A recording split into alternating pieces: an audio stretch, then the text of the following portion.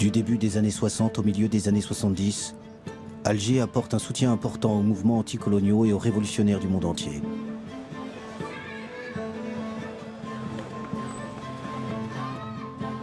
Une fois l'indépendance acquise, après 8 années d'une guerre cruelle, l'Algérie de Ben Bella, puis celle de Boumedienne, sera une terre d'accueil de militants du tiers-monde en lutte contre l'oppression coloniale ou raciale.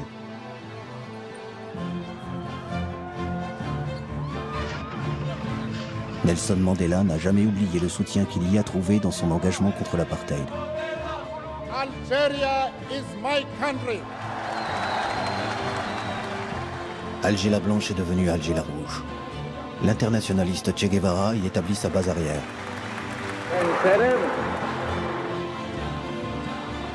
Le leader afro-américain, Eldridge Cleaver, veut en faire le centre de rayonnement international du Black Panther Party.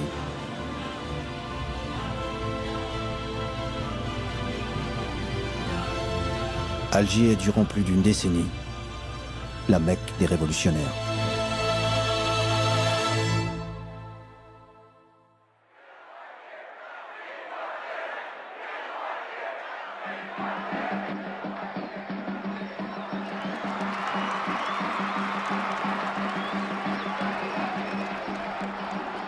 Juillet 1962.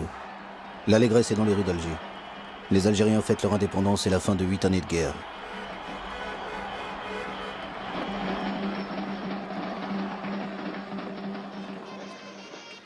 En coulisses, une autre lutte commence. Celle des leaders nationalistes pour le contrôle de cette Algérie indépendante. L'homme fort est Ouari Boumedienne, le chef de l'armée de libération nationale, basé à Oujda au Maroc. Son allié est Ahmed Ben Bella.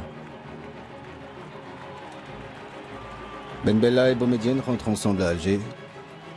L'austère Boumedienne affiche un large sourire, le pouvoir est acquis, mais pour l'heure, le héros des Algériens est Ben Bella.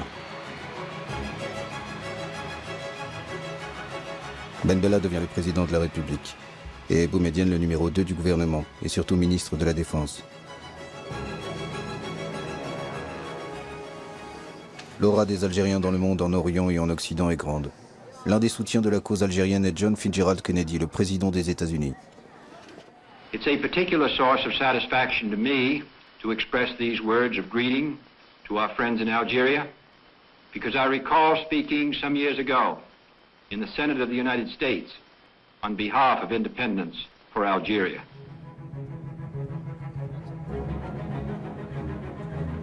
En octobre 1962, Ahmed Ben Bella se rend à New York pour la cérémonie officielle de l'entrée de son pays en tant que 109e membre de l'Organisation des Nations Unies.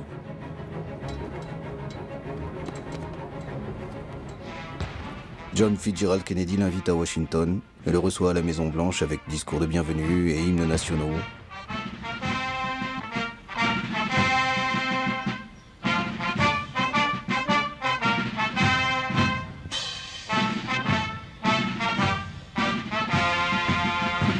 Les fausses notes de l'hymne algérien joué par les Américains n'enlèvent rien à la volonté de Kennedy de marquer cette visite par des gestes amicaux. Même la première dame des États-Unis, Jackie Kennedy, et le petit dernier John viennent voir de près le héros algérien du combat pour l'indépendance.